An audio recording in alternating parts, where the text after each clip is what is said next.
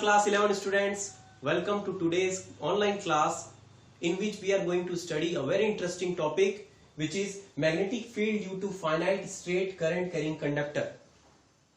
We are going through chapter 4 moving charges and magnetism और पिछली class में हमने समझा था कि एक वायर के आसपास मैग्नेटिक फील्ड डेवलप होता है और बायो-सेवर्ट लॉ में हमें पता चला कि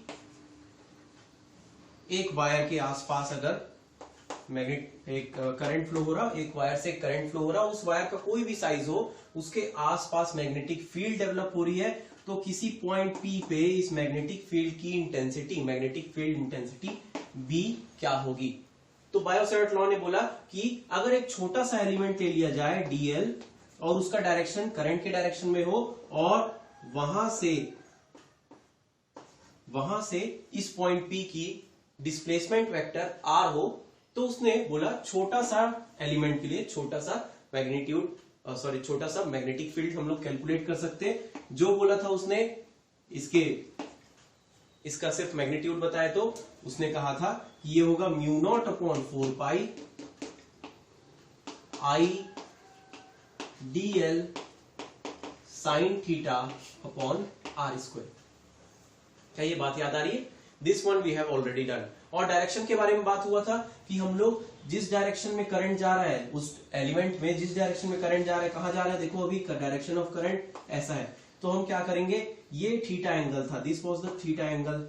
ओके, सो थीटा एंगल हम लोग मूव होंगे, तो स्क्रू रूल हमने देखा था, कैसा जा रहा था, अंदर जा रहा था स्क्रू, इसलिए यहां पर डायरेक्शन अंदर की ओर होगा, इस ब्लैक बोर्ड, इस ग्रीन बोर्ड के अंदर की ओर होगा। और एक बात जानी थी वो क्या थी, हमने जानी थी कि राइट हैंड थंब रूल से भी हम कैलकुलेट कर सकते हैं। देखो राइट हैंड है ये मेरा और thumb is giving the direction of current and when आई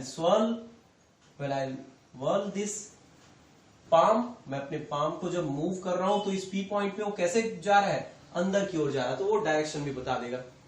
तो यहां पे क्या हो गया, direction of magnetic field inwards the plane. Invert को बताने के लिए हम क्रॉस सर्कल करके वहां बता दिए। Okay, this was the two things which we understood in previous class. Now let us move and understand how we can calculate magnetic field due to finite straight current carrying wire. Finite और straight का मतलब ये हुआ कि ये length हमको पता होगा, मतलब ये कितने लंबाई का है वो, और वो स्ट्रेट भी होना चाहिए। कैसे करेंगे, इसी के हेल्प से कुछ करेंगे, इसी के हेल्प से, बायो-सेवर्ट लॉ के हेल्प से करेंगे। तो let us understand how we can go to get an expression for it. हम उसके लिए एक्सप्रेशन कैसे निकालते हैं, मगर उसके पहले सबसे पहले देखते हैं कि स्ट्रेट करंट कैरिंग कंडक्टर कैसा दिखेगा। तो ये एक वायर है जो स्ट्रेट भी है, एक वायर है जो स्ट्रेट है, इसमें से करंट I फ्लो हो रहा मान लो, ओके, और एक पॉइंट है P जो इस वायर से A डिस्टेंस की दूरी पर है, जो इस वायर से A डिस्टेंस की perpendicular distance, shortest distance is the perpendicular distance from any line. So ये हो गया उसका perpendicular distance A। Okay, so अब हमें पता करना है कि इस P पॉइंट पर इस वायर में से जो करंट फ्लो हो रहा I, वो उसके कारण मैग्नेटिक फील्ड इस P पॉइंट पर कितनी डेवलप हो रही है, मैग्नेटिक फील्ड कैलकुलेट करना है, मैग्नेटिक फील्ड इंटेंसिटी कैलकुलेट करना है। ओके, और सिर्फ क्या दिया है, A। अब हमने बायो-सेवर्ट लॉ का हेल्प लेना है। बायो-सेवर्ट लॉ में पहले क्या बताया था, Biot-Savart law told us that छोटा सा मैग्नेटिक फील्ड आप कैलकुलेट कर सकते हैं, which will be mu naught upon 4 pi I dl sine theta upon r square. Ideal sign theta upon r square. तो क्योंकि हमें यहां पे मैग्नेटिक फील्ड कैलकुलेट करना है, हम क्या करते हैं, इस फॉर्मूले के हिसाब से, इस बायो-सेवर्ट लॉ के हिसाब से अपना एडजस्टमेंट करते हैं, अपने इस कैलकुलेशन के लिए आगे बढ़ते हैं। क्या करेंगे, अब छोटा सा एलिमेंट लेंगे, छोटा सा एलिमेंट लेते हैं, उसका नाम है डीएल। ये एलिमेंट डीएल का डायरेक्शन, एलिमेंट डीएल का डायरेक्शन करंट के डायरेक्शन में है। फिर याद आ रहा है हमने क्या किया था, हमने यहां से डिस्टेंस लिया था पी पॉइंट का आर डिस्टेंस लिया था। अच्छा, ये जो डीएल है, डीएल जो हमारा एलिमेंट है, मान लो वो एलिमेंट डीएल एल डिस्टेंस की दूरी पर है, एलिमेंट डीएल एल डिस्टेंस की दूरी पर है परपेंडिकुलर पॉइंट से। ऐसा पॉइंट जहां से पी का हम परपेंडिकुलर डिस्टेंस देख रहे हैं, वहां से एल डिस्टेंस की दूरी पर है। तो चलो, और ये एलिमेंट कितना है, एलिमेंट का मैग्नीट्यूड कितना है, डीएल।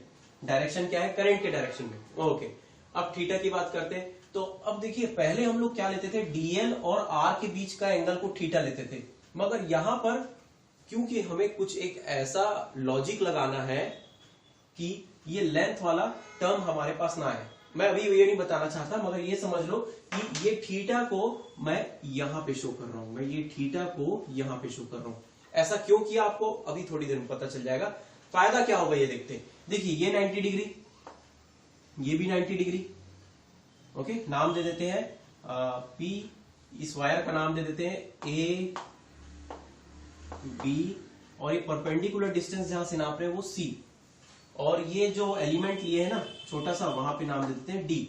ओके, तो ट्राइंगल डीपीसी, ट्राइंगल डीपीसी एक राइट एंगल ट्राइंगल है, ट्राइंगल डीपीसी कैसा ट्राइंगल है, राइट एंगल ट्राइंगल है। ये एक राइट एंगल ट्राइंगल में मैं अब एक चीज देखता हूं, व्हाट आई सी दैट ये 30 थीटा डिग्री है, ये 90 डिग्री है, तो ये एंगल कितना होगा, ये एंगल जिसकी हमें जरूरत पड़ेगी। देखिए, ये थीटा, ये 90, ऑलरेडी 180 डिग्री होता है सबका सम, सारे एंगल का सम 180। तो क्या मैं इसको 90 माइनस थीटा लिख सकता हूं, 90 माइनस थीटा, बिल्कुल सही। तो चलो, यही एंगल की तो मुझे वैल्यू पुट करनी है इस फॉर्मूले में। यही एंगल डीएल और आर के बीच का एंगल, डीएल और आर के बीच का जो एंगल होगा वही मुझे यूज करना है। यहां पे थीटा लिखा था क्योंकि उसके बीच का एंगल थीटा दिया था मैंने, यहां 90 माइनस थीटा है, तो I put 90 minus theta over there. तो इस छोटे से एलिमेंट के कारण पी पॉइंट पे कितना मैग्नेटिक फील्ड क्रिएट हो रहा है, तो ये होगा, यही चीज यहां पे बन जाएगी, DB is equal to mu not upon 4 pi I, कितना करंट फ्लो हो रहा, आई डीएल एलिमेंट का length sine 90 minus theta upon R square, distance of P point from that element. Okay, so see sine 90 minus theta, sine 90 minus theta क्या हो जाएगा, cos theta हो जाएगा। तो यही बन गया, DB is equal to mu not upon 4 pi I DL cos theta. Sine 90 minus theta cos theta होता है, इसलिए कॉस थीटा हो गया। ओके, अब देखो, ये हमारा एक ऐसा इक्वेशन है जिसको हम लोग याद रखने वाले हैं। ओके, मैं इसी को यहां पे लिख देता हूं, तो क्योंकि इसी में हम लोग कुछ एडजस्टमेंट करेंगे अपने हिसाब से। और mu not upon 4 pi I DL cos theta upon R square. मैं इसको इक्वेशन 1 दे देता हूं और इसे इरेज कर देता हूं, है ना। हमारा असल में जितना फिजिक्स का कॉन्सेप्ट था वो यहां पे ओवर हो गया। अब हम लोग सिर्फ और सिर्फ मैथमेटिकल खेल खेलने वाले। देखते हैं क्या मैथमेटिकल खेल हो सकता है। मैथमेटिकल खेल खेलेंगे, अपने हिसाब से इक्वेशन को एडजस्ट करेंगे। ओके, अब समझने की बात आती है, अब यहां पे समझिए। ठीक, एक छोटे से एलिमेंट के कारण यहां पर पी पॉइंट पर मैग्नेटिक फील्ड कैलकुलेट कर ली हमने, मगर करना क्या था, पूरे wire A be finite length का है। फाइनाइट का मतलब होता है उसकी लेंथ फाइनाइट है, उसकी लेंथ दी हुई है। यहां से लेके यहां तक उसकी लेंथ है, और स्ट्रेट भी है, स्ट्रेट है, सीधा है। पहले हम लोग सीधा नहीं रखे थे, है ना। बायो सेवर्ट ने क्या बोला था, किसी भी शेप का हो, एक छोटे से एलिमेंट के लिए छोटा सा मैग्नेटिक फील्ड, एक छोटे से एलिमेंट के लिए छोटा सा मैग्नेटिक फील्ड यहां हमने कैलकुलेट कर दिया। हाई करंट फ्लो हो रहा था, डीएल छोटा सा एलिमेंट है, कॉस थीटा, ये 90 माइनस थीटा था इसलिए कॉस थीटा बन गया, ओके, और आर स्क्वायर इसके बीच का डिस्टेंस, ओके। नाउ सी, इस पूरे लेंथ के लिए मुझे जब कैलकुलेट करना है तो व्हाट आई डू, एक मैथमेटिकल टूल है हमारे पास, इंटीग्रेशन। एक छोटे से एलिमेंट के लिए पता है, उस छोटे से एलिमेंट को बार बार रिपीट करो, एक छोटा सा एलिमेंट यहां पे ले लिए, एक छोटा सा एलिमेंट यहां ले लो, एक छोटा सा एलिमेंट यहां ले लो, एक छोटा सा एलिमेंट यहां, ये इतने सारे को रिपीट करो, सबको इकट्ठा करो और उसके लो कैलकुलेट कर लो। उसी को हम बोलते हैं इंटीग्रेशन। उसी को हमने 11th क्लास में समझा ना कि integration. So that's what I will do, that's what we will do, what we will do, एक छोटे छोटे छोटे छोटे एलिमेंट में इस वायर को हम बांट देते हैं। हर छोटे एलिमेंट के लिए पी पॉइंट पर मैग्नेटिक फील्ड कैलकुलेट करते हैं, वो इतना ही होगा, इतना ही होगा, और उसके हिसाब से इंटीग्रेट कर देंगे या इकट्ठा कर देंगे, तो पूरे के लिए हमें पी पॉइंट पे मैग्नेटिक फील्ड की वैल्यू पता चल जाएगी। मगर एक ध्यान देना कि जब मैं एक छोटे से एलिमेंट को यहां पे रखाऊं और फिर उसको नीचे दूसरे जगह में रखूंगा एलिमेंट को, और वहां पे कैलकुलेट करना चाह रहा हूं पी के मैग्नेटिक फील्ड, पी पॉइंट पे मैग्नेटिक फील्ड, तो आर चेंज हो रहा है। देखो आर डिस्टेंस यहाँ पे ज्यादा होगा, यहाँ कम होगा, यहाँ कम, यहाँ सबसे कम, फिर बढ़ते जा रहा है, यानी कि आर डिस्टेंस थीटा के साथ चेंज हो रहा है, आर डिस्टेंस थीटा के साथ चेंज हो रहे हैं, ओके। और एक बात है, ये डीएल एलिमेंट भी ऊपर से नीचे जाना है, यहां से यहां तक, तो मुझे कुछ हेर फेर करना पड़ेगा। मैं क्या करता हूं, मुझे इंटीग्रेशन, जो भी मैंने बात की इंटीग्रेशन करना है, वो कहां से कहां करना पड़ेगा, बी पॉइंट से ए पॉइंट तक, बी पॉइंट से ए पॉइंट तक, ठीक। यहां पे लेंथ को अगर मैं 0 से L तक ले जाऊं, 0 से L तक ले जाऊं, तो ये R डिस्टेंस चेंज हो रहा है। ध्यान देना मैं क्या बात बोल रहा हूं अभी, आई एम सेइंग दैट अगर मैं, हम इंटीग्रेशन कैसे करते हैं, इंटीग्रेशन में एक लिमिट लगाते हैं ना कि यहां से लेके यहां तक इंटीग्रेट करना है, तो मैं B से लेकर A तक इंटीग्रेट करूंगा, छोटा छोटा एलिमेंट रख के। मैं मान लो लेंथ को यहां से नापना चालू करता हूं 0 से लेके L तक, मान लो ये L, कैपिटल L की बात कर रहा हूं, इसका पूरा लेंथ कैपिटल L है, ये वाला लेंथ को हमने छोटा L लिया है, तो कैपिटल L तक मैं मान लो कैलकुलेट करना चाहूंगा, तो R का डिस्टेंस तो हर जगह चेंज हो रहा। देखो यहाँ पे R ज्यादा होगा, यहाँ कम होगा, यहाँ कम होगा, यहाँ ज्यादा होगा, यहाँ ज्यादा होगा, जाता होते जाएगा। सो इस कंडीशन में मुझे एक आइडिया लेना पड़ेगा, एक तरीका लेना पड़ेगा, क्यों ना मैं थीटा के टर्म्स में ही इंटीग्रेट करूं। कैसे, what I do, I will do it like this. मैं यहां से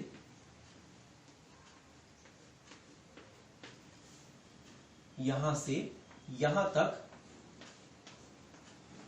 का इंटीग्रेशन चाहता हूं, यहां से यहां तक। क्यों ना मैं इसको फाई 1 एंगल बोलूं, ठीक दिख रहा है, इसको मैं बोलूं फाई 1 एंगल, फाई 1, और इस एंगल को देखो कौन सा एंगल बोल रहा हूं, ये परपेंडिकुलर से लेके पूरे एंड तक वाला, इस एंगल को मैं बोलता हूं फाई 2, इस एंगल को मैं बोल रहा हूं फाई 2, ओके। तो समझ में आया, देखो क्या हो रहा है, मैं क्या करने वाला हूं, फाई 2 से फाई 1 एंगल तक इंटीग्रेट करूंगा। क्यों, क्योंकि देखो ये पूरा कवर हो जाएगा, ये पूरा कवर हो जाएगा, पूरा लेंथ कवर हो जाएगा, मगर ध्यान देना फाई 2 परपेंडिकुलर के नीचे है और फाई 1 परपेंडिकुलर के ऊपर है। फाई 2 परपेंडिकुलर के नीचे है और फाई 1 परपेंडिकुलर के ऊपर है, और इस कारण से मुझे यहां पर इंटीग्रेट को थोड़ा सा एडजस्टमेंट करना पड़ेगा। क्या बोलूंगा मैं, इंटीग्रेटिंग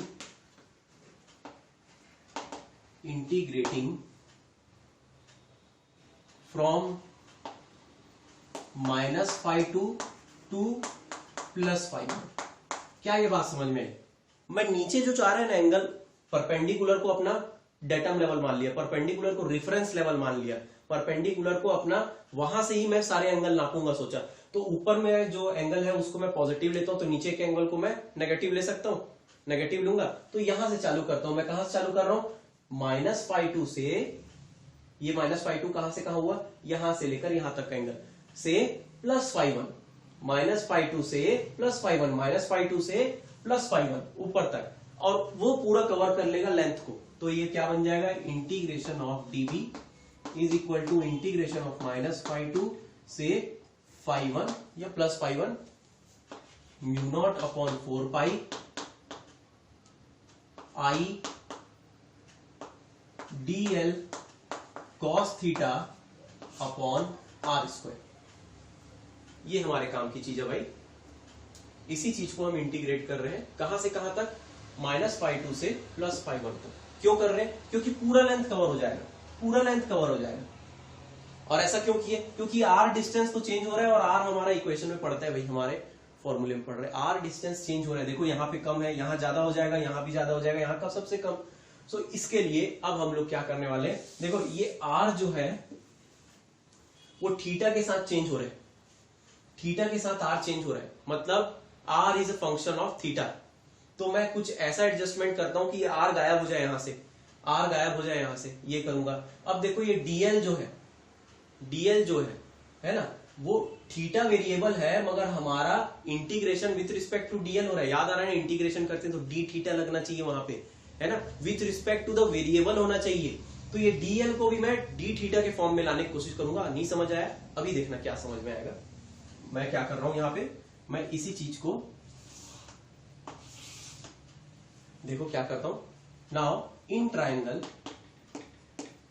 डीपीसी, फिर से राइट एंगल ट्राइंगल है, राइट एंगल ट्राइंगल है। इस राइट एंगल ट्राइंगल में देखो, देखो राइट एंगल ट्राइंगल में cos थीटा की वैल्यू क्या होगी, ठीक है। देखो ये 90 डिग्री है, ये थीटा है, तो जहां पे हम लोग एंगल नापने की कोशिश करते हैं ना, वो उसके सामने वाला परपेंडिकुलर हो जाता है।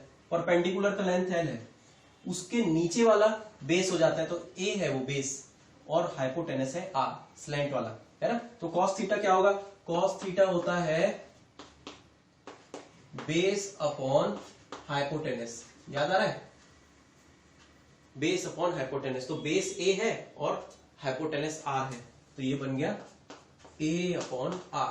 cos theta is equal to A upon R।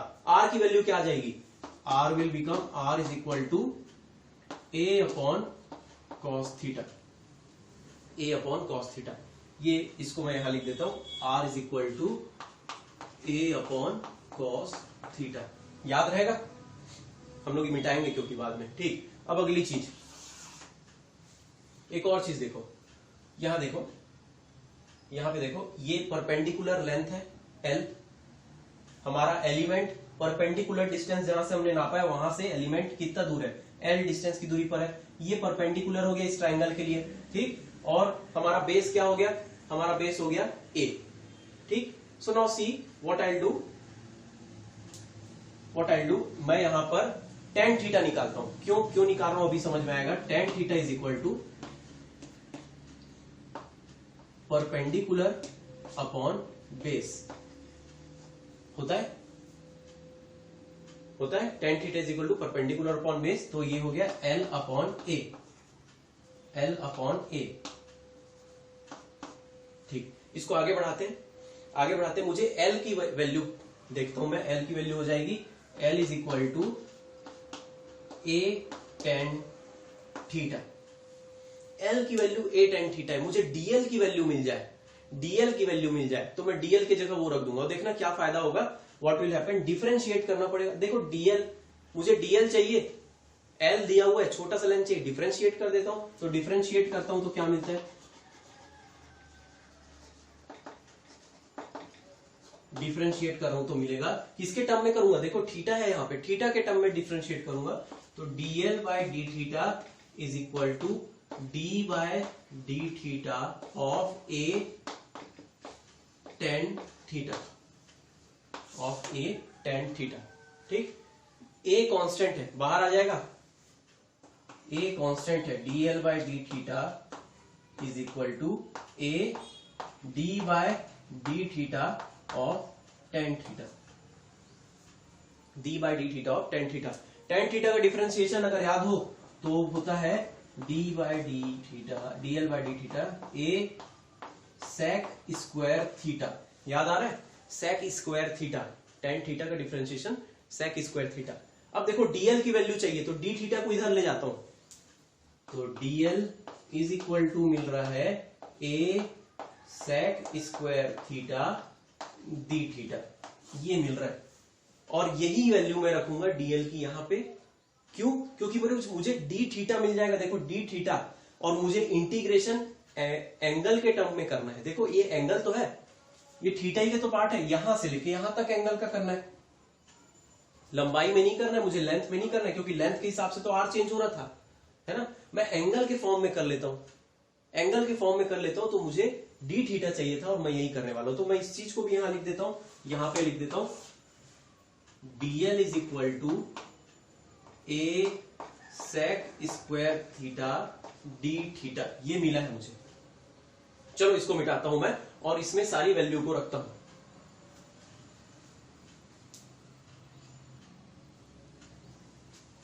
So let us put this value, किसकी, आर की और डीएल की, आर की और डीएल की वैल्यू को इसमें रखते हैं, ठीक। So what we will get, देखो इंटीग्रेशन ऑफ डीबी, छोटा सा एलिमेंट उसका इंटीग्रेट किया तो पूरा का मैग्नेटिक फील्ड निकल गया, तो B इज इक्वल टू मिलेगा हमें -φ2 से φ1 तक का इंटीग्रेशन μ0/4π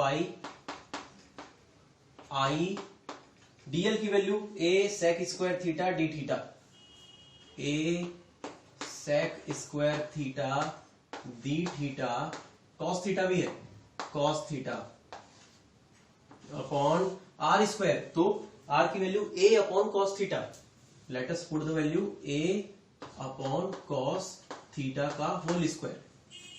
चलो ब्रैकेट खोलना है और कुछ एडजस्टमेंट कर रहे हैं, कुछ कैंसिल होगा, बस यही देखना है।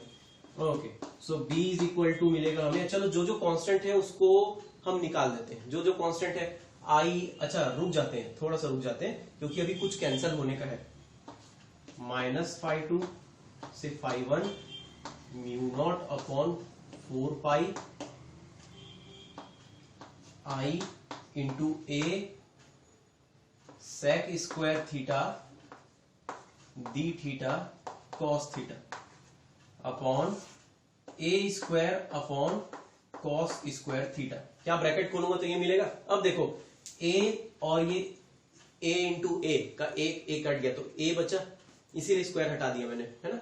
अभी कॉस स्क्वायर थीटा के बारे में देखते हैं, ये डिनोमिनेटर का डिनोमिनेटर है वो ऊपर चले जाएगा, डिनोमिनेटर का डिनोमिनेटर है ऊपर चले जाएगा, ऊपर चले जाएगा तो क्या बनाएगा, यहां पर ऊपर चले जाएगा तो क्या बनाएगा, यहाँ पे डी थीटा कॉस थीटा और कॉस स्क्वायर थीटा, यहां से ऊपर गया तो कॉस स्क्वायर थीटा ऊपर जाकर मल्टीप्लाई हो गया न्यूमरेटर में, ठीक। देखो sec square theta cos square theta, cos का उल्टा मतलब क्रॉस का रेसिप्रोकल क्या होता है, सेक होता है, तो sec square theta cos square theta cancel हो जाएगा, ये एक दूसरे से कैंसिल हो गया, याद नहीं आ रहा है क्या, cos theta into one upon cos theta, cos theta into 1 upon cos theta cancel हो जाएगा, है ना। वैसे ही सेक थीटा होता है तो 1 अपॉन कॉस थीटा को सेक थीटा बोलते हैं, ये कैंसिल हो गया। बचा क्या, सिर्फ और सिर्फ बच रहा है ये a cos theta D theta, I भी बच रहा है, तो what will get, b is equal to -φ2 से φ1 μ0/4π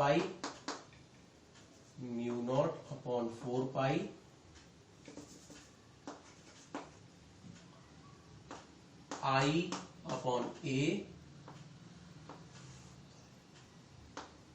कॉस थीटा डी थीटा, ये बच रहा है। जो जो कांस्टेंट है बाहर निकाल देते हैं, क्या क्या कांस्टेंट है, चलो मैं यहीं पे बाहर निकाल देता हूं, तो बाहर निकल जाएगा आई, बाहर निकल जाएगा, ये करंट कितनी फ्लो हो रही है पता रहेगा आपको, ए परपेंडिकुलर डिस्टेंस कितना है वो भी कांस्टेंट रहेगा, चेंज नहीं होगा, ठीक। थीटा चेंज होगा और उसी को हम इंटीग्रेट करने वाले हैं, तो जो कांस्टेंट है μ0/4π भी बाहर निकल जाएगा, तो यहां पर बचेगा इंटीग्रेशन फ्रॉम -φ2 से φ1 और μ0/4π इंटू आई अपॉन ए बाहर हो गया।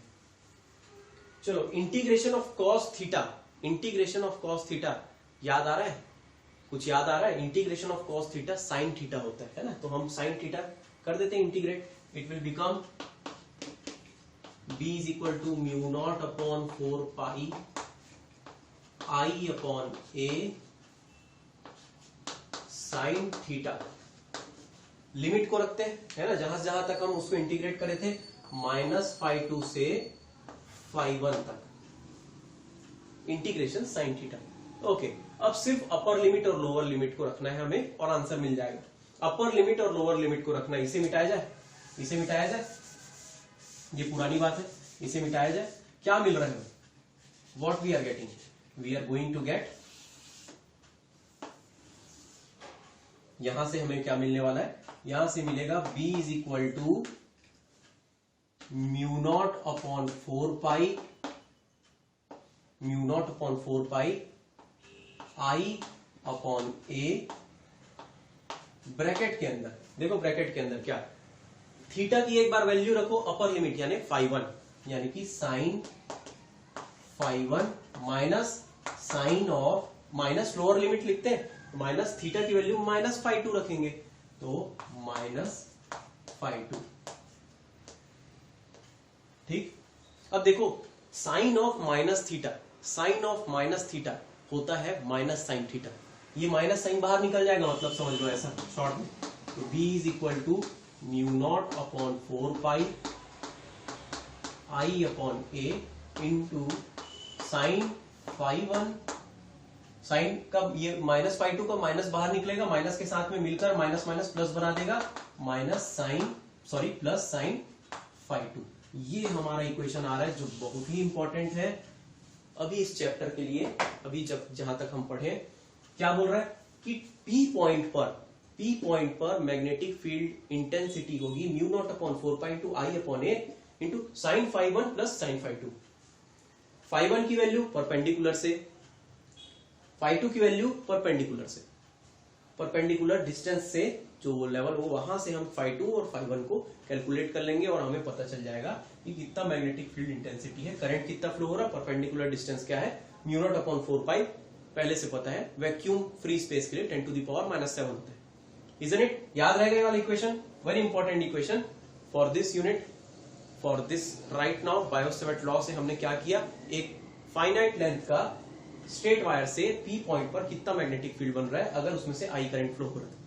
डायरेक्शन के बारे में बात करते हैं, डायरेक्शन के बारे में देखो, करंट ऊपर जा रहा, करंट ऊपर जा रहा, राइट हैंड थंब रूल लगाओ, करंट के डायरेक्शन में अंगूठे को रखो और अपने हाथ को मूव करो, मूव करो, कैसे मूव हो रहा है, तो इस पॉइंट पर वो कैसे जा रहा है, देखो करंट का डायरेक्शन इधर, इस पॉइंट पे कैसे जा रहा है, अंदर की तरफ, अंदर की तरफ, inwards the plane of this green board होगा मैग्नेटिक फील्ड का डायरेक्शन, तो मैग्नेटिक फील्ड का डायरेक्शन भी पता चल गया, मैग्नीट्यूड भी पता चल गया, वेक्टर भी पता चल गया। चलो एक न्यूमेरिकल करके देखते हैं, सिंपल सा numerical, so that you will be able to understand it in a more specific way.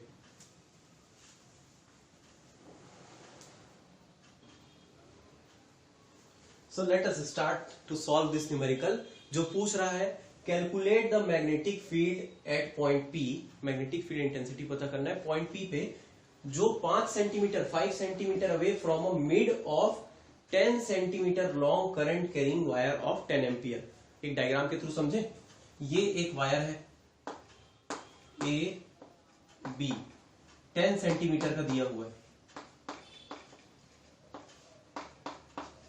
Okay, और इसके मिड पॉइंट पे, मतलब मिड पॉइंट मतलब बीच से, जहां से ये दो भाग में बढ़ जाएगा, उस पॉइंट को सी मान लेते हैं, सी पॉइंट से जहां पर हमें मैग्नेटिक फील्ड इंटेंसिटी पता करना है P, वो 5 सेंटीमीटर की दूरी पर है, 5 सेंटीमीटर की दूरी पर है, तो समझ में आ गया कि सी पॉइंट मिड में है, ए बी के मिड में है, बीच में है, तो ये भी 5 हुआ, AC भी 5 हुआ, BC भी 5 हुआ, ये भी 5 सेंटीमीटर हुआ और ये भी 5 सेंटीमीटर हुआ, ठीक, 5 सेंटीमीटर 5 सेंटीमीटर 5 सेंटीमीटर, और पूछ रहा है, बोल रहा है कि इस वायर से करंट फ्लो हो रहा है I 10 एम्पियर का, 10 एम्पियर का करंट फ्लो हो रहा है, तो बताओ P पॉइंट पे कितना मैग्नेटिक फील्ड इंटेंसिटी होगा, कितनी मैग्नेटिक फील्ड की वैल्यू होगी, ओके। तो चलो गिवन लिख दे, गिवन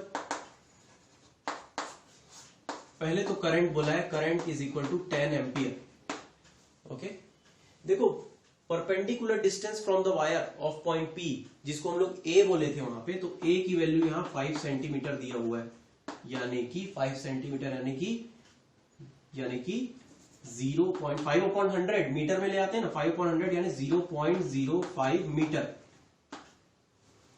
है ना, कैसे आया पता समझ, 5/100 मीटर में चेंज किया तो, and then now see one more thing, यहाँ पे एंगल के बारे में कुछ नहीं बताया और हमें एंगल φ1 और φ2 तो चाहिए, φ1 और φ2 तो चाहिए। चलो अपने डायग्राम में वो एडजस्टमेंट करते हैं हम लोग क्या करते हैं, वो एडजस्टमेंट हम लोग अपने डायग्राम में करते हैं।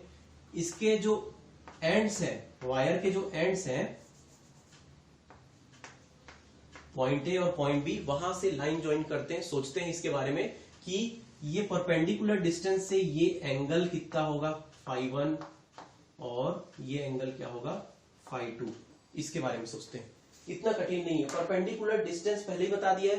परपेंडिकुलर डिस्टेंस है बोला तो ये मिड पॉइंट से दूरी बताया है ना, तो ये परपेंडिकुलर होगा, shortest distance is the perpendicular distance. तो ये हो गया 90, ये हो गया 90।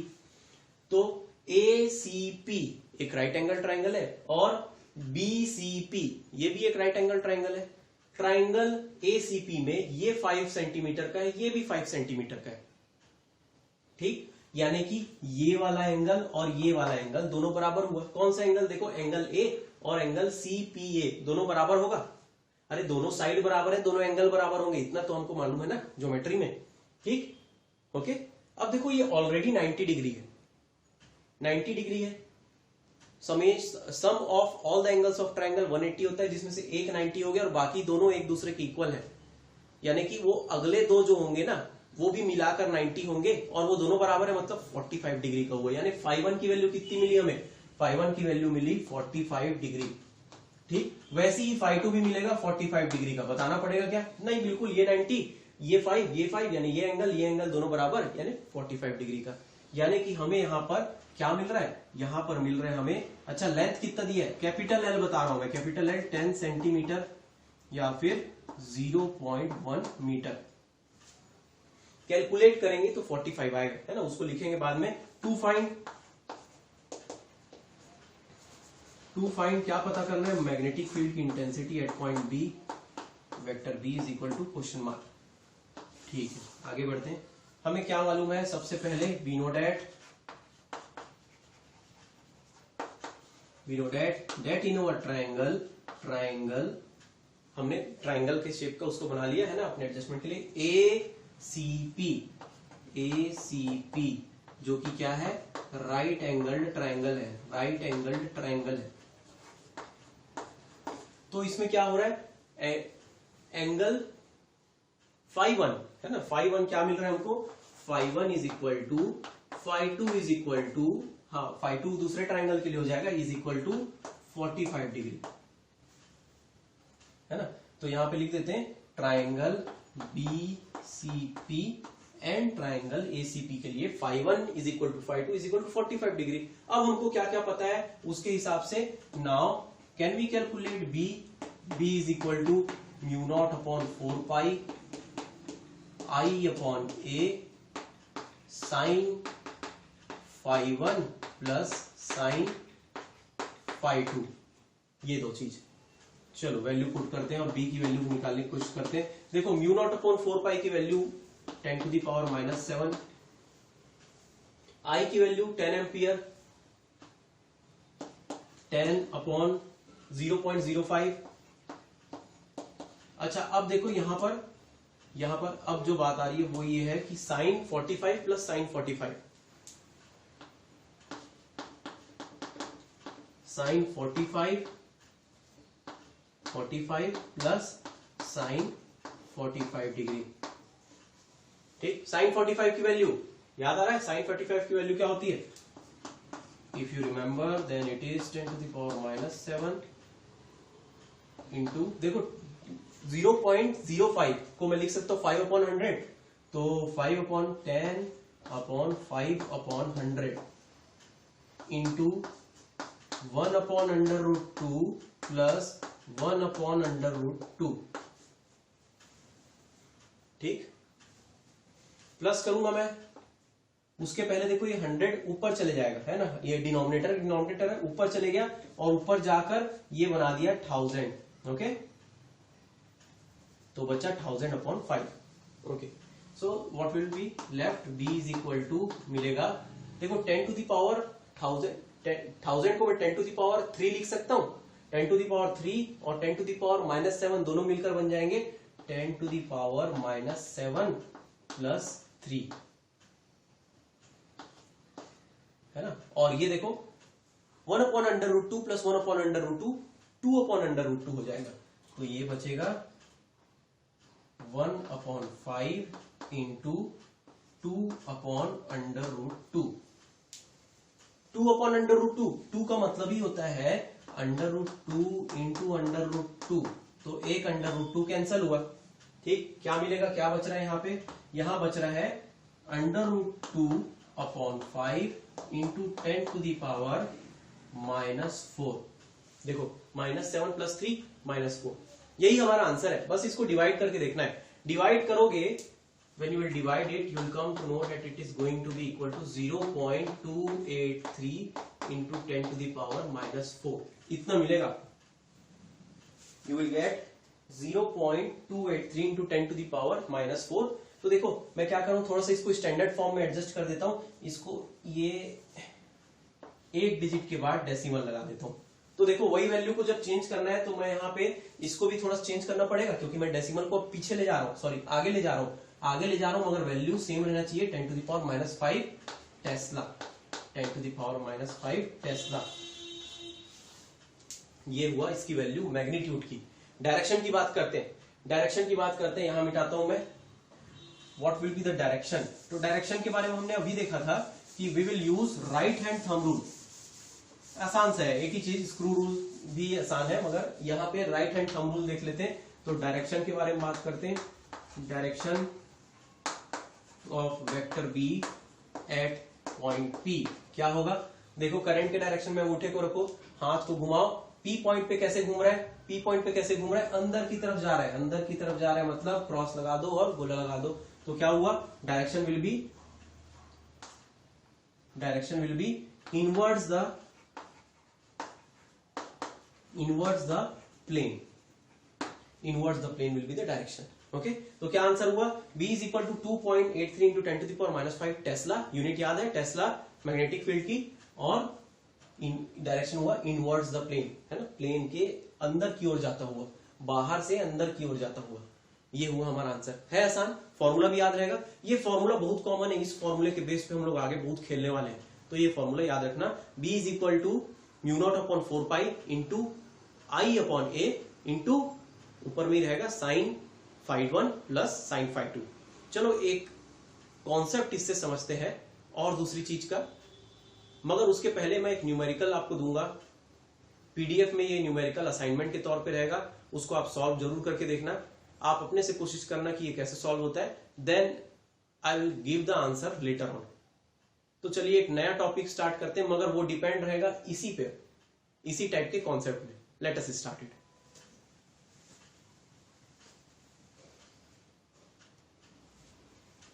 So now our topic is magnetic field due to infinite straight current carrying conductor। पिछला क्या था, फाइनाइट स्ट्रेट, इस बार हो गया इनफाइनाइट, मतलब हमको लेंथ नहीं मालूम है, बहुत लंबा लेंथ है, अनंत से अनंत तक। चलो देखते हैं क्या होगा इनफाइनाइट लेंथ का। ये एक डायग्राम हो गया इनफाइनाइट लेंथ का। देखो पहले क्या था, लेंथ पता था हमें ए से बी, मगर यहां पे अभी नहीं पता कहां तक जा रहा है, ये इंफिनिटी तक, यहां पे कहां तक जा रहा है, इंफिनिटी तक।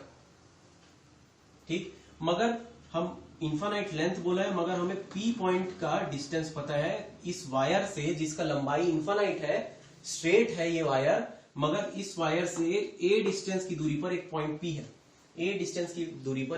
और इस पी पॉइंट पर मुझे मैग्नेटिक फील्ड इंटेंसिटी पता करना है अगर इस वायर से आई करंट फ्लो हो रहा। तो मान लेते हैं कि ये करंट ऊपर के डायरेक्शन फ्लो, नीचे से ऊपर जा रहा है करंट अभी के लिए। Okay, so what we can do, हमारे पास फॉर्मूला क्या है, हमारे पास अभी अभी जो फॉर्मूला पता चला है वो क्या है, B is equal to μ0/4π into I/A into sine of φ1 plus sine φ2। ये फॉर्मूला पिछला था, फाइनाइट लेंथ के लिए था, इनफाइनाइट के लिए बस चेंज क्या हुआ, ये लंबाई चेंज हो गई, वायर की लंबाई बदल गई, कहां से कहां तक, इंफिनिटी से इंफिनिटी तक। और कुछ बदला है क्या, अपने फॉर्मूले में कोई अंतर पड़ रहा है क्या, हाँ पड़ रहा है। क्या अंतर पड़ रहा है, ये φ1 और φ2 की वैल्यू, तो उसी के बारे में सोचते हैं। देखो φ1 और φ2 क्या था, एक छोर से एक एंड से पी जो एंगल एक्सटेंड कर रहा था, ओके, एंगल एक्सटेंड कहां से कर रहा था, देखो यहां से कुछ ऐसा वायर यहां तक होता तो ऐसा कुछ करता है ना, मगर ये वायर बहुत ऊपर है, तो ये एंगल को मैं कैसे करूं, क्या करूंगा, चलो इसको मैं एक तरीके से बताता हूं। मान लो इस एंगल के बारे में मुझे आपको ऐसे शो करना है। पहले वायर छोटा था तो ये एंगल ऐसा था। अब ये वायर बढ़ते जा रहा है ना, इंफिनिटी तक जा रहा है, इंफिनिटी तक, और ऊपर और ऊपर और ऊपर और ऊपर और ऊपर ऊपर ऊपर, बिल्कुल ऐसा है ना। आप देखो कोई बड़ा सा लंबा सा एक वायर होगा, एक बड़ा सा लंबा सा बिल्डिंग होगा, तो उसको आपको देखना है, उसकी टॉप को देखना है पास से, तो आप अपने सिर को यूं करोगे, बहुत ऊपर तक करोगे, तो वो जो एंगल बना रहा है आपका सिर हॉरिजॉन्टल के साथ, वो क्या होगा, जरा सोचिए इसके बारे में, वो क्या हो सकता है, वो होगा 90 डिग्री। यानी कि अगर मैं इसको इसके एंड तक ले जाने की कोशिश करूं तो वो शायद ऐसा कुछ एंगल, ऐसा कोई लाइन बनाए, और इन दोनों के बीच का एंगल को मैं लगभग बोल सकता हूं, मान सकता हूं 90 डिग्री मान सकता हूं। ये हमारा φ1 था, φ1 हो गया। वैसे ही इधर के लिए इस छोर में, इस एंड में मैं उसको ले जाता हूं तो वो भी बिल्कुल एकदम स्ट्रेट होगा। ये इंफिनिटी तक है भाई, इंफिनिटी तक। इमेजिन करो कि बहुत दूर तक है, बहुत दूर मतलब बहुत ही दूर, इंफिनिटी, कोई अंत ही नहीं। तो ये एंगल भी 90 कह सकता हूं मैं, जो कि φ2 था। यानी कि φ1 और φ2 यहां पर, for this infinite straight current carrying conductor here, φ1 is equal to φ2 is equal to 90 degree लिख सकता हूं मैं इसके लिए। कैसे समझ में आया? ये एंगल बढ़ते जाएगा, क्योंकि एंड में टच कराना है हमको। एंड में क्या दिखेगा, हमें पैरेलल बने टाइप दिखेगा, पैरेलल दिखेगा, टू पैरेलल लाइंस के बीच का एंगल एक कॉमन रेफरेंस से 90 डिग्री का होता है। तो चलो ये बात। Now magnetic field intensity B is equal to mu not upon 4 pi I upon A sine of 90 degree plus sine of 90 degree. φ1 φ2 की वैल्यू रख दी, φ1 φ2 की वैल्यू रख दी, ठीक है, φ1 φ2 की वैल्यू रख दिए। साइन 90 की वैल्यू, साइन 90 की वैल्यू याद आ रहा है, साइन 90 की वैल्यू होता है b is equal to mu not upon 4 pi. सोचो साइन 90 की वैल्यू बहुत आसान है, 1, साइन 90 की वैल्यू 1, साइन 90 की वैल्यू 1 प्लस 1, 1 प्लस 1 2, यानी कि b is equal to mu not upon 4 pi into 2i upon a। ये इस चैप्टर का बहुत फेमस फॉर्मूला है, बहुत फेमस एक्सप्रेशन है। कैसा, देखो कितना आसान हो गया। हम सोच रहे थे इन्फिनाइट के लिए शायद और कठिन होगा, और आसान हो गया, 2i अपॉन a हो गया। ये याद रखना। ऐसे वाले क्वेश्चन बोर्ड में पूछ दिया है बहुत बार, मगर याद रखने वाला फॉर्मूला ये है। यहीं से हम लोग इसको बनाए, यहीं से और भी बनाएंगे, यहीं से और एक दो बनाएंगे। तो हमें इसको एक्सप्रेशन याद रखना है। φ1 और φ2 के गेम में खेलना है। φ1 और φ2 बस चेंज हो रहा होगा, उसको खेलना है हमें, and we will get more number of formulas. Formula कुछ भी हो, बेसिक फॉर्मूला याद रहना चाहिए, आप बाकी सब चीज आराम से कर लेंगे। Let us do a numerical, तो आपको इसका भी एक आइडिया हो जाएगा ये फॉर्मूला कैसे अप्लाई हो सकते हैं। Let us do a numerical which is given in NCERT book.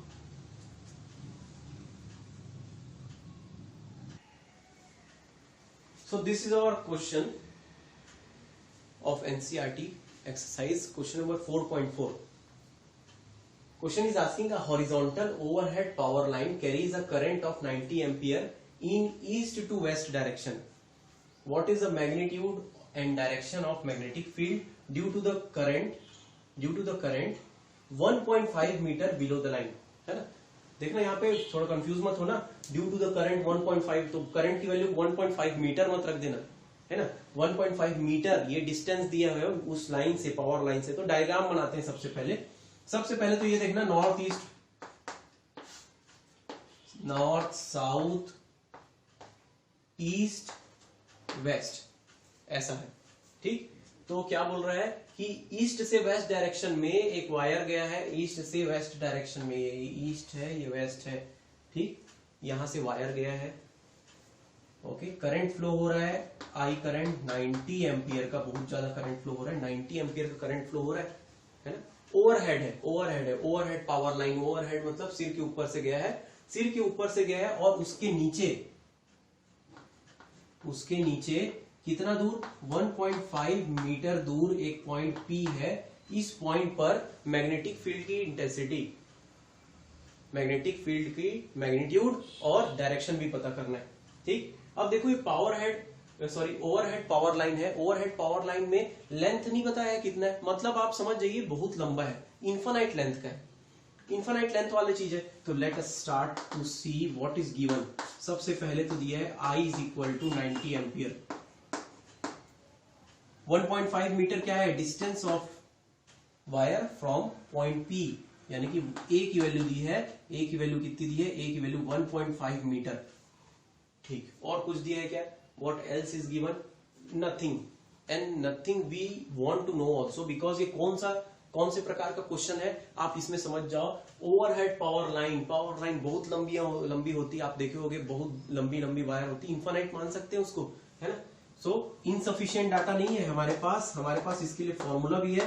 पता क्या करना है, वेक्टर बी, हम क्या बता सकते हैं, we know that we are having one formula, just now we have derived it from Biot-Savart law, B is equal to mu naught upon 4 pi into 2I upon A। क्यों, आगे में लिखना infinite straight wire, infinite straight current carrying wire. ठीक, तो यही बात हुई। फॉर्मूले में B की वैल्यू नहीं मालूम, mu not upon 4 pi 10 to the power minus 7 2 into 90 upon 1.5। आगे बढ़ते हैं, 1.5 को तोड़ देते हैं 10 to the power minus 7 into 2 into 90 upon 15 upon 10 में 1.5 मतलब 15 अपॉन 10, डिनोमिनेटर का डिनोमिनेटर बन गया न्यूमरेटर, ऊपर चले गया 15 1 जा 15 6 जा 90, तो 6 बचा। B इज इक्वल टू 2 6 जा 12। अब देखो 10 टू दी पावर कुछ नहीं, मतलब 10 टू दी पावर 1 और 10 to the power minus 7, 10 to the power minus 7 plus 1 10 to the power minus 6 tesla. यही आंसर है, बस इसको स्टैंडर्ड फॉर्म में लिख लेते हैं। अगर मैं एक डिजिट के बाद डेसिमल लगाऊं, यहाँ पे वैसे तो कुछ नहीं है डेसिमल, तो ये 10 टू दी पावर माइनस 6 बन जाएगा, 10 टू दी पावर माइनस 6 बन जाएगा 10 to the power minus 5, 10 to the power minus 5 लिख लेते हैं। डायरेक्शन क्या होगा, डायरेक्शन की बात करते हैं, सी ये है करंट का डायरेक्शन, अंगूठे का राइट हैंड हमारा करंट का डायरेक्शन। स्टार्ट करते हैं, पॉइंट मिला सर, मिला, हाँ, कहां जा रहा है पॉइंट से, हाथ का डायरेक्शन, करंट का डायरेक्शन अंगूठे से, हाथ का डायरेक्शन पॉइंट से कहां पे जा रहा है, बाहर की ओर, प्लेन से बाहर की ओर, यानी डॉट बना के गोला लगा दो, आपको बता सकते हैं हम कि डायरेक्शन क्या है। डायरेक्शन इज, देखो इधर ईस्ट, इधर वेस्ट, ठीक, इधर नॉर्थ, इधर साउथ। आप बोलोगे सर ऊपर नॉर्थ नीचे साउथ कहाँ, ऊपर नॉर्थ होता है क्या, ऊपर नॉर्थ नहीं होता, ये सब चीजें हॉरिजॉन्टल में होती है। ऊपर मतलब इस तरफ नॉर्थ है, अंदर की तरफ नॉर्थ है, बाहर की तरफ साउथ है, बाहर की तरफ तो क्या, towards south, towards south direction होगा मैग्नेटिक फील्ड इंटेंसिटी का। क्या बात समझ में आई, देखो ईस्ट वेस्ट डायरेक्शन अंगूठे से हुआ, हाँ, हाथ को मूव किए, हाथ कैसे बाहर निकल रहा है, इस ब्लैक बोर्ड से बाहर निकल रहा है हाथ, देखो बाहर निकल रहा है, तो ये डायरेक्शन क्या हुआ, देखो ईस्ट वेस्ट, इस तरफ होता है नॉर्थ और इस तरफ होता है साउथ, आपकी तरफ साउथ, तो साउथ हुआ, ठीक, toward south is the direction. तो आंसर क्या होगा, मैग्नेटिक फील्ड इंटेंसिटी का magnitude 1.2 into 10 to the power minus 5 Tesla and the direction is towards south according to the question. This is our question. Few more question are given here. दो question मैं PDF में दूंगा, question number 4.2 NCERT का और question number 4.3 NCERT का। ये दोनों question को आप एज अ असाइनमेंट करें, कोशिश करें ऐसी प्रकार के क्वेश्चन है, थोड़ा सा हेरफेर होगा. If you are able to do that question, then you are able to do any question. Let us move and see some special cases जो related है इसी प्रकार के बायो-सैवर्ट लॉ के एप्लीकेशन से. So let us see that.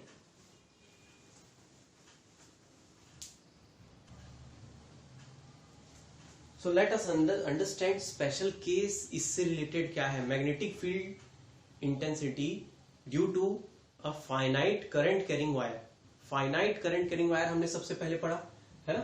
तो याद आ रहा है हमने क्या देखा कि एक वायर ले लेते हैं ए बी. ओके, ये ए बी वायर के पास में एक पॉइंट ले लिया हमने.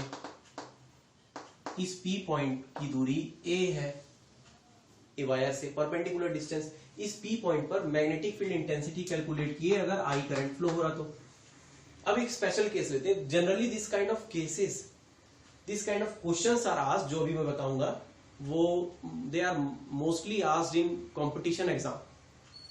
सो we have to be prepared for that also, but there is no complication in that. Only thing which you have to understand is about how you can adjust your concept about it. देखो कैसे करते हैं. अभी आप लोग अपना थोड़ा सा एडजस्टमेंट करना और ये याद हो जाएगा. देखो ये पी पॉइंट, अब पहला केस ये बोल रहा है कि along the current carrying wire, मतलब along the मतलब magnetic field intensity along the current carrying wire. along का मतलब क्या होता है? देखो वायर कैसा है, सीधा है, स्ट्रेट है और डेफिनेट लेंथ का है. मैं ये पी पॉइंट को यहां ना रखकर इसके एक्सिस में ही रख देता हूं, मतलब इस वायर के लेंथ वाली डायरेक्शन में ही रख देता हूं. यहां पे रख दिया, देखो यहां पे रख दिया. ठीक, बिल्कुल इसके सीधे में है ना. सो व्हाट, यहां पर मैग्नेटिक फील्ड इंटेंसिटी क्या होगी? हमको मालूम है मैग्नेटिक फील्ड इंटेंसिटी क्या आई थी. B is equal to mu not upon 4 pi I upon A sine phi 1 plus sine phi 2. ठीक, इस लेंथ से दूरी मान लो A मान लेता हूं मैं यहां पे. इस वायर से दूरी A, I करंट हो गया, A हो गया, I हो गया, जो भी है. मगर ये फाई 1 और फाई 2 बस यहां पे चेंज हो रहा है. पहले क्या था, P पॉइंट यहां पे था तो ये फाई 1 ऐसा बनता था, है ना. P पॉइंट पहले यहां था तो फाई 1 यहां बनता था और फाई 2 यहां बनता था. मगर अब P पॉइंट यहां शिफ्ट हो गया. ठीक, इस P पॉइंट को यहां ला रहा हूं मैं, देखो यहां ला रहा हूं, यहां पे ऐसे ला रहा हूं, तो ये एंगल क्या हो रहा है, फाई 1 और फाई 2 क्या हो जाएगा ये देखना.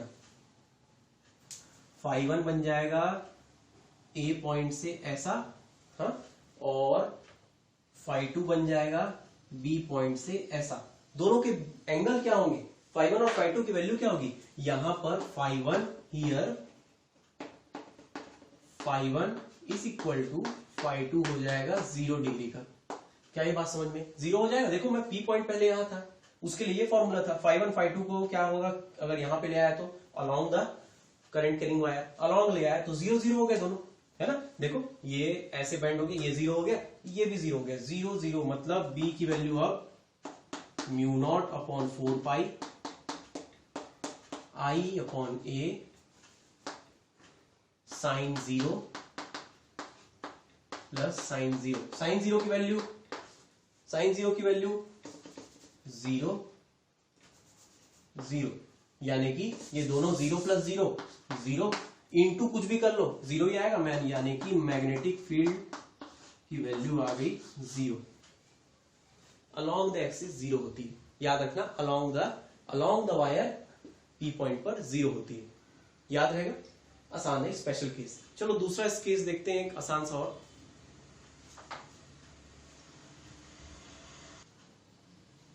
तो दूसरा कंडीशन लेते हैं, semi infinite current carrying wire. Semi infinite current carrying wire का मतलब क्या होता है ये देखते हैं. ये एक वायर है, इसकी लेंथ चालू हो रही है A पॉइंट से, यहां से चालू हो रहा है और यहां से ये इन्फानाइटली लंबा है, मतलब कहां तक लंबा है, इन्फानाइट पोजीशन तक, बहुत ही लंबा, यहां से चालू हो रहा है, यहां से चालू हो रहा है, हमारे लिए यहां से चालू हो रहा है। और मान लो कोई पॉइंट यहां पे दिया है P, ठीक, P यहां पे दिया हुआ है A डिस्टेंस की दूरी पर, ठीक, परपेंडिकुलर डिस्टेंस। तो अब इस केस में I करंट मान लो यहां से फ्लो हो रहा, I करंट फ्लो हो रहा, तो हमारा फॉर्मूला, बेसिक फॉर्मूला क्या था, B is equal to mu not upon 4 pi I upon A sine φ1 plus sine φ2।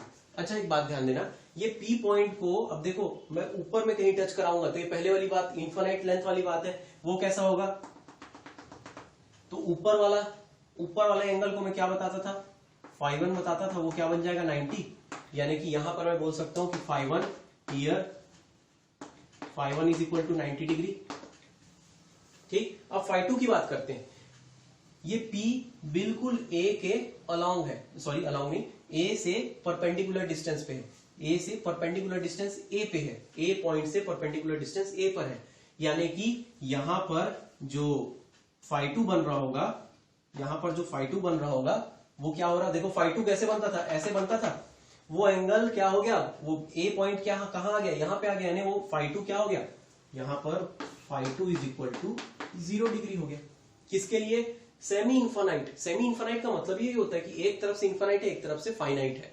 Semi infinite, एक तरफ से ये P की वैल्यू 0 होगी। अगर मान लो ये पॉइंट को यहां पे कहीं दे देता, इसी वायर के सामने, तो उस एंगल बस को बताया रहता 30 डिग्री 45 डिग्री, तो यहां पर 0 की जगह 30 डिग्री 45 डिग्री ऐसा कुछ रख देते, मगर एक तरफ का φ1 क्या होगा, हमेशा 90 होगा। तो चलो अभी 0 रखने के लिए, 0 के लिए क्या होगा, ये वैल्यू हो जाएगी B is equal to mu not upon 4 pi I upon A sine of 90 degree plus sine of 0 degree. Sine 1 की वैल्यू 1, साइन 0 की वैल्यू 0, यानी कि B इज इक्वल टू हो जाएगा इस केस में, जहां पे P उसी के अलॉन्ग, इसी के साथ में सामने में है, is equal to mu not upon 4 pi I upon A। अरे 1 प्लस 0 1, ये मल्टीप्लाई 1 I अपॉन A, सबसे आसान बन गया फॉर्मूला, है ना। ऐसा कभी दिखे तो ऐसा करना, मान लो कभी ये P पॉइंट इधर आ जाए मगर अगले तरफ के लिए 90 हो, तो ये एंगल बस चेंज होगा, वो एंगल को अपने आप एडजस्ट करना। मेरे बोलने का मतलब है कि आप इस चीज को याद रखें, इस चीज के हिसाब से, इस एक्सप्रेशन के हिसाब से, इस फॉर्मूले के हिसाब से अपने कॉन्सेप्ट को चेंज करें, एडजस्ट करें। ओके, एक और बचता है, मान लीजिए P पॉइंट कहीं एकदम अलग हो, अभी तो देखो इनके बीच में या फिर इसी के साथ में कहीं और पहुंच जाए, तो चलो उसको देखते हैं।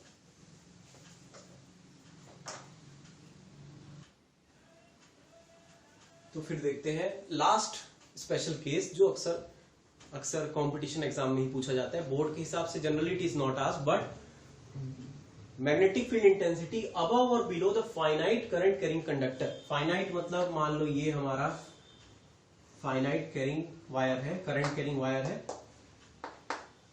I करंट फ्लो हो रहा, मान लो कोई इसका लंबाई है L जो भी है 10 सेंटीमीटर 15 सेंटीमीटर, मगर जहां पे मैग्नेटिक फील्ड कैलकुलेट करना है ना, वो इसके नीचे या ऊपर है, मतलब इसके सामने नहीं है, नीचे या ऊपर है, ऐसा कहीं दे देगा, यहां पर पता करो, ऐसा बोल देगा, यहां पर पता करो, तो बोलेगा एक एंड से इस P पॉइंट की दूरी मान लो यहां पे दे देगा R दे देगा, ऐसा कुछ दे देगा, तो पता करो बोलेगा। मगर हमारा फॉर्मूला क्या था, B is equal to mu not upon 4 pi I upon A sine of φ1 plus sine of φ2। याद आ रहा है, फाइनाइट लेंथ के लिए B पॉइंट, मगर ये यहां पर I पता है, φ1 और φ2 को देखेंगे, ये A क्या है भाई, A था परपेंडिकुलर डिस्टेंस, मगर ये डिस्टेंस तो परपेंडिकुलर नहीं है, ये R डिस्टेंस, R की जगह इसी को भी A दे देता ना, तो भी आप इसको परपेंडिकुलर डिस्टेंस मत मानना, क्यों, क्योंकि ये तो परपेंडिकुलर नहीं। परपेंडिकुलर क्या होगा इस टाइम में, हम पीछे जब इसको एक्सटेंड करेंगे, वायर नहीं है मगर इसी के लंबाई को एक्सटेंड करेंगे, और वहां से इसका दूरी, वहां से अगर इसका, ये तो R मान लो दिया, ये दूरी को हम लोग इस फॉर्मूले में A बोलेंगे। तो मान लीजिए नहीं दिया है, तो आपको एंगल के फॉर्म में कैलकुलेट करना होगा। कैसे दिया होगा आप समझ लेना कि कैसे दिया होगा। एक क्वेश्चन कभी किसी ना किसी तरीके से आपको एंगल के बारे में आइडिया जरूर देगा। ऐसा दोनों लाइन को ज्वाइन कर दिया होगा, ओके, और बोलेगा कि ये एंगल मान लो 60 डिग्री है और ये एंगल मान लो 30 डिग्री है। तो आपको ए पहले पता करना पड़ेगा, ए पहले पता करना पड़ेगा। यहाँ पे 60 क्या है, φ1 है, और 30 क्या है, φ2। ठीक, ये ए की वैल्यू पता करनी पड़ेगी क्योंकि परपेंडिकुलर डिस्टेंस है हमारे लिए ए।